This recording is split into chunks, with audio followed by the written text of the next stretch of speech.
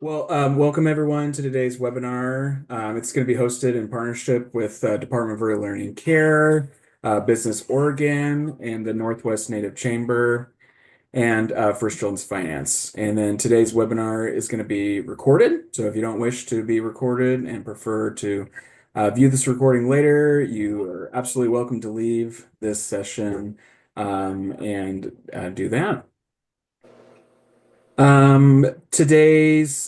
So before we start our agenda, I'd just like to share some quick housekeeping reminders to kind of get us oriented and get us ready for our wonderful digital space tonight. So go ahead, use the Q&A button below. So that's going to be on the bottom section there to ask questions during the presentation portion of today's session.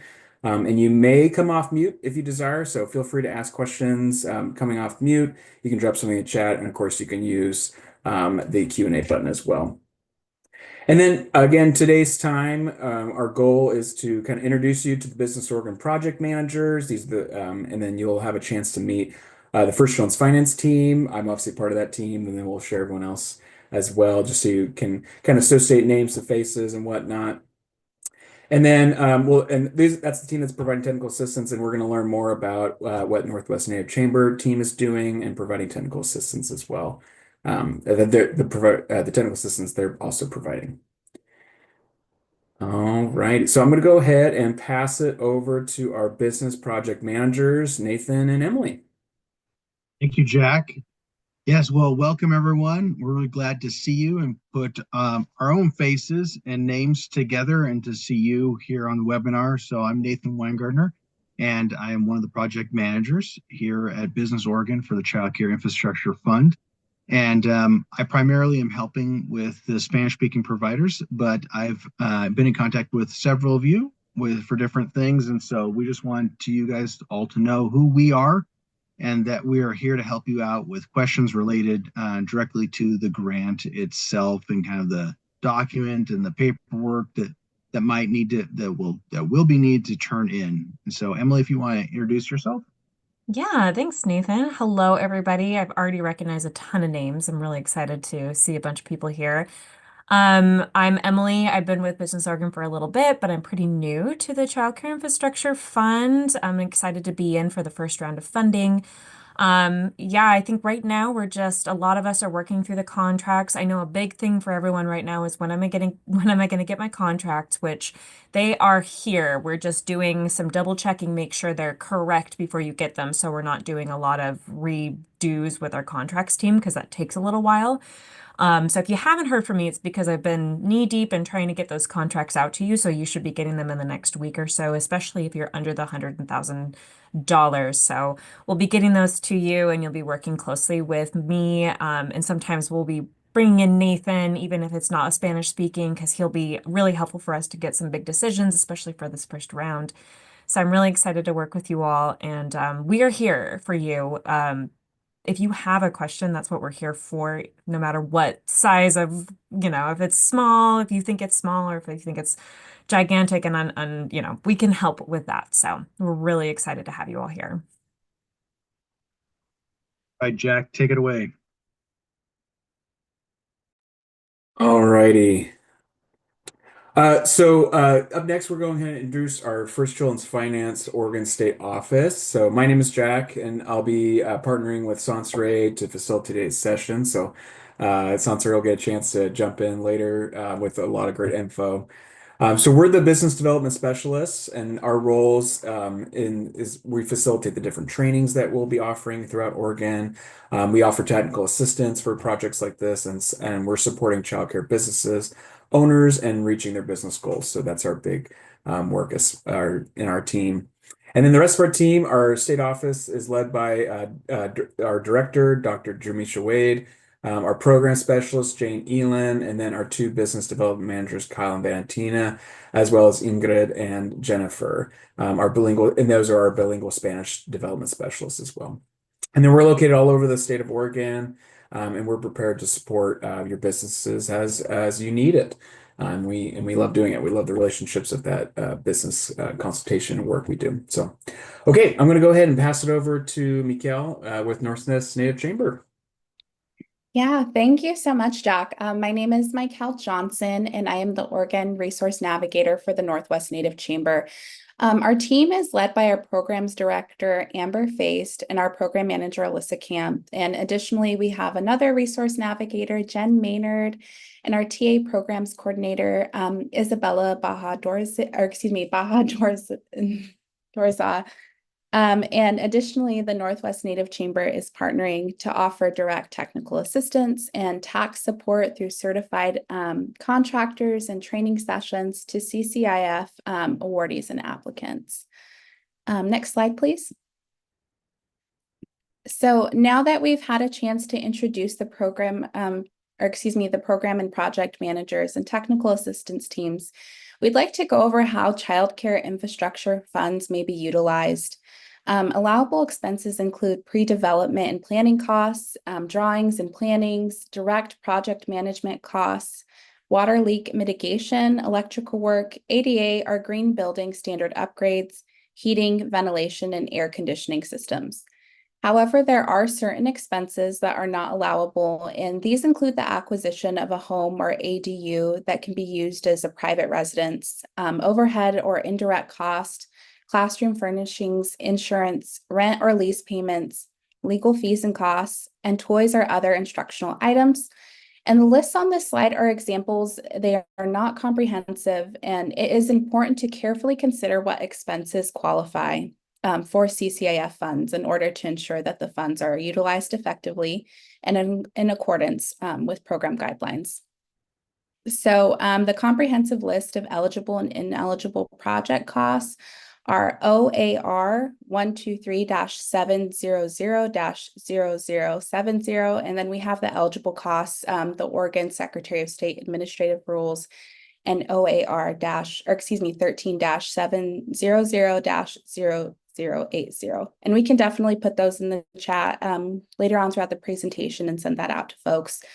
But please contact your TA provider for a link to these resources and refer to the Oregon Secretary of State Administrative Rules.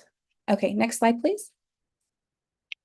So while childcare infrastructure funds may not be used for program expenditures, there are additional opportunities for funding through incentives such as the SPARK Commitment to Quality designations.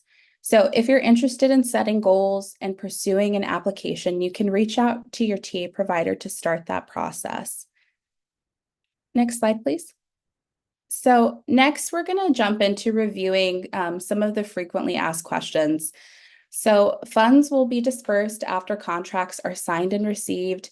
Fund awards under $100,000 will be dispersed as a lump sum, and awards over $100,000 will be divided with 80% distributed upon the contract execution, and the remaining 20% upon the completion and closeout of the project.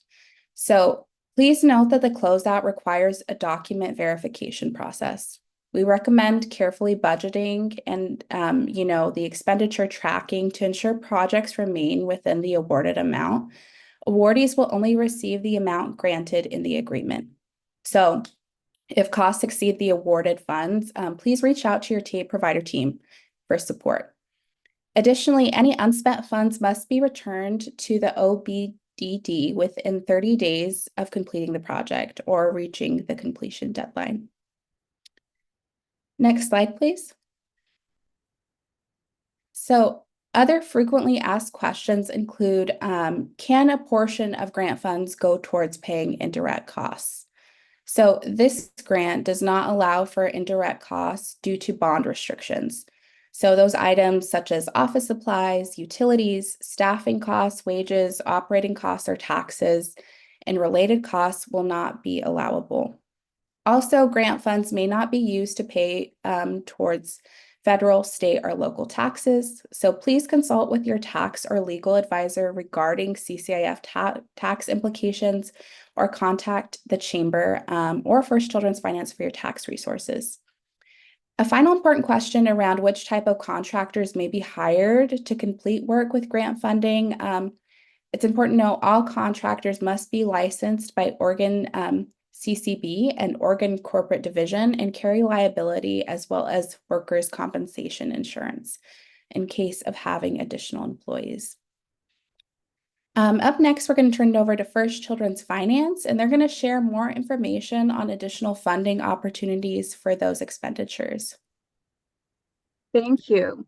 Next, let's talk about expectations and responsibilities. All applicants will be required to document their grant expenditures, making sure that all funds are used for eligible costs before the grant completion deadline. If there are any questions regarding what costs are deemed eligible, applicants should reach out to their technical assistance provider. And once expenditures have been documented, all documentation must be submitted to Oregon Business Development Department, or OBDD, for review and approval. OBDD will also be monitoring the project periodically, with the level of monitoring varying based on the grant amount. All grantees must agree to OBDD monitoring their project, and they must respond to monitoring requests within 5 business days. Additionally, applicants must retain all records for a minimum of 6 years following the termination of the grant contract, or for any longer period as required by law.